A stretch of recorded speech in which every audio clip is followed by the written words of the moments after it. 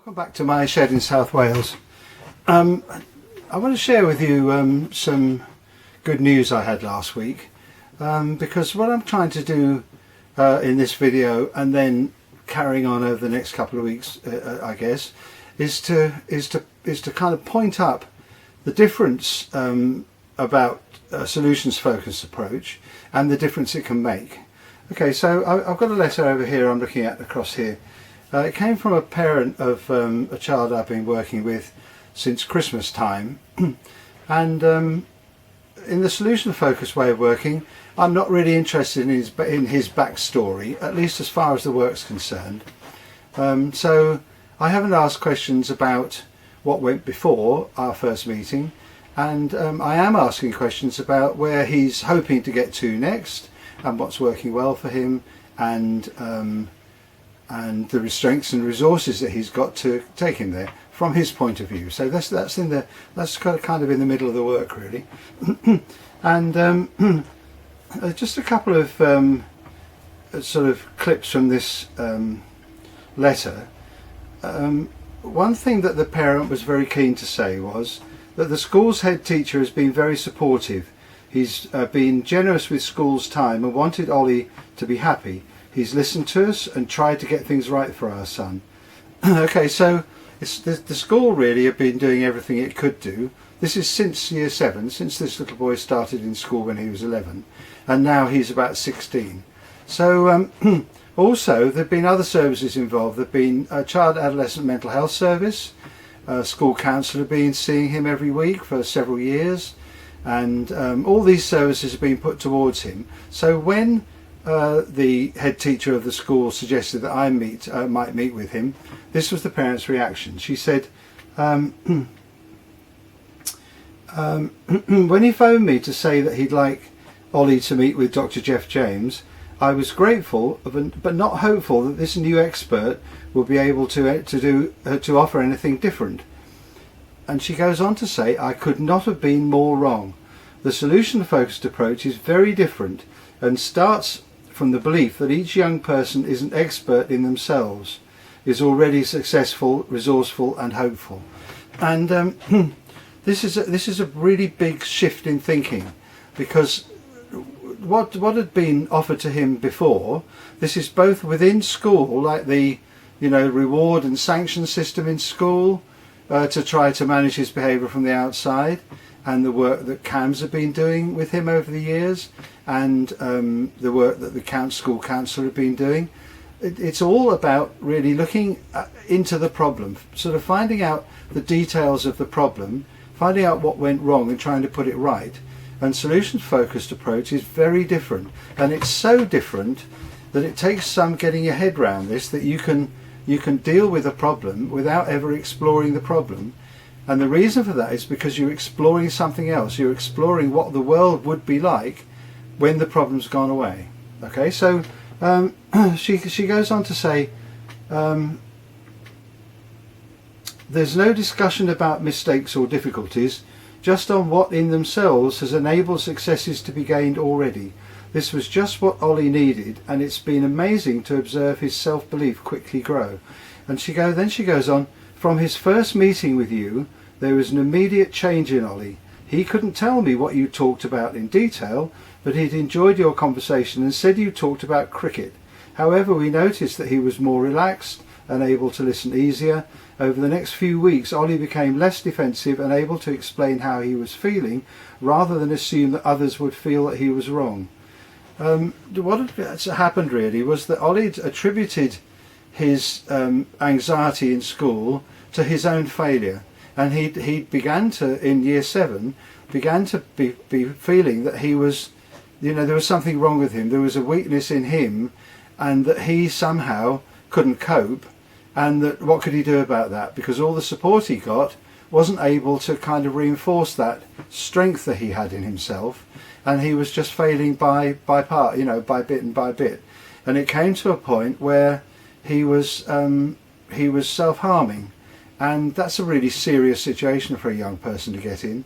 And by the end of year 7, everybody was seriously worried about him, really, so that somehow he managed to hang on between year 7, 8 and 9, and I met him at the just at the start of year 11. So he'd managed to keep on really through the efforts of the school, who were determined to keep him in school and not to lose him, not to exclude him, not to move him, but to keep him there.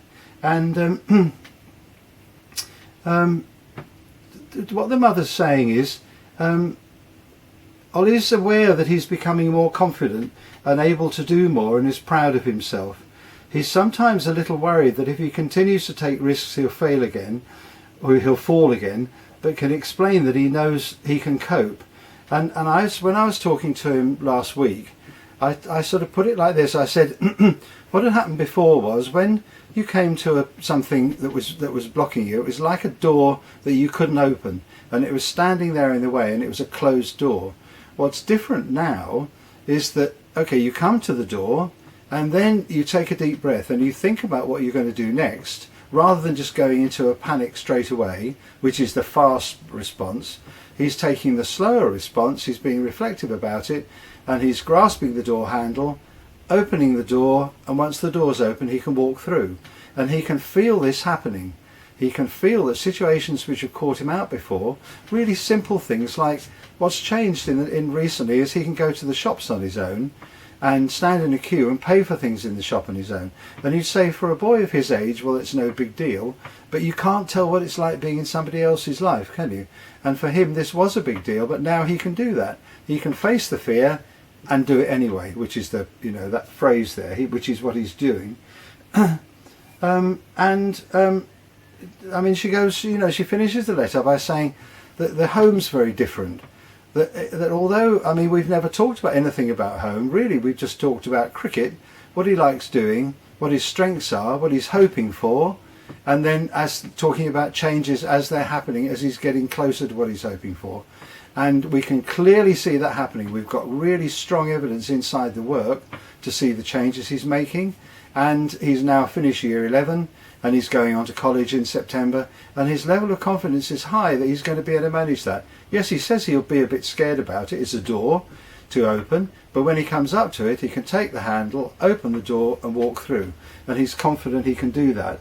And from for the family's point of view, now they're just doing what families do ordinarily. He's going out with the family, he's taking the lead in things, he's being much more kind of active around the house and doing things for himself a lot more. Anyway, I wanted to share this letter with you because solution focused coaching and the solutions focused approach is sometimes presented as just, you know, like another way that you can work with children, like there's counselling going on and this is another form of counselling, or there's therapy going on at the CAMS clinic and this is another kind of therapy. It's not really as simple as that. This is completely different, because where other approaches look into the problem, and in some ways it's possible to make the problem worse, because when you talk about it, all the memories come back, all the memories of failure and stress and panic come back, and then you're going to have to take maybe months or years to kind of work through those with those approaches. With a solutions focused approach, okay, things have gone wrong and things have been difficult, and we have a way of dealing with that which is called acknowledgement. We acknowledge to the person, that they've had a hard time. But what we're interested in is how come they're here where they are now, having got through the hard time. And they must have done because they're having a conversation now.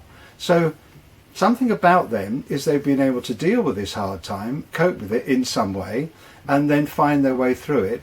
And that's what we're interested in. We're interested in what works, the strengths that have brought success already, and then it's a simple step really to go be doing more of what already works, rather than trying to unravel everything that's gone wrong and do something completely different in order to make that problem disappear. So when the solution's present, the problem can't be. So the more you talk about the solutions, the more the problem sort of fades into the background, and the solutions become established as an habitual way of going about things. And then that's what happened with Ollie. And I can tell you, this is a story which has happened over the last 6 months and came to a conclusion this week. I can tell you some other stories, and I think I'll do that. I think what I'm trying to do is to give you the idea that being solutions focused seems very simple. It's a big step because it's a different way of looking at the world. And if schools can be doing this, and if people can be doing this with each other, and if teams can be doing this in all the services that are supporting, helping people who are experiencing distress and trauma, particularly over this time of COVID, then this is such a powerful way of working, and it's relatively simple to get hold of it in the first place. And then with proper supervision and support, the kind of thing that I'm doing now for organisations, then it's possible to build this into your repertoire of working, and it can make a huge difference. So just think about Ollie. He was year 7 and he's had support continuously through that time, which has cost a lot of money and thought and heartache. And then I come along at Christmas time with solutions focused approach that nobody tried before, and all of a sudden he's stepping into himself, he's stepping into his strengths and his resources and making changes for himself. So when we leave, then it's him that's done this work. I asked him that. I said, so who's made the change then, Ollie? And he said he had to think about it, and he said, well, I suppose it's me. And I said, well, I suppose it must be, because I haven't never given you advice or told you to do anything. I've just been asking you questions about your own hopes and your strengths and your resources, and you're making the changes. You're opening the door. You're walking through. So when we finish the work, in the clinical setting, this is called solution-focused brief therapy.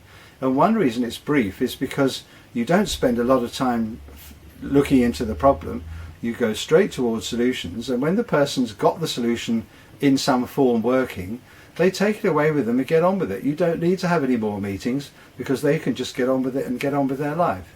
So anyway, thanks for looking at me again today. And there's been a bit of a gap between this video and the last one I made, as I'm trying to get going, so I apologise for that, but I will be a bit more prompt about the next one. So thanks a lot, and I'll be seeing you next time.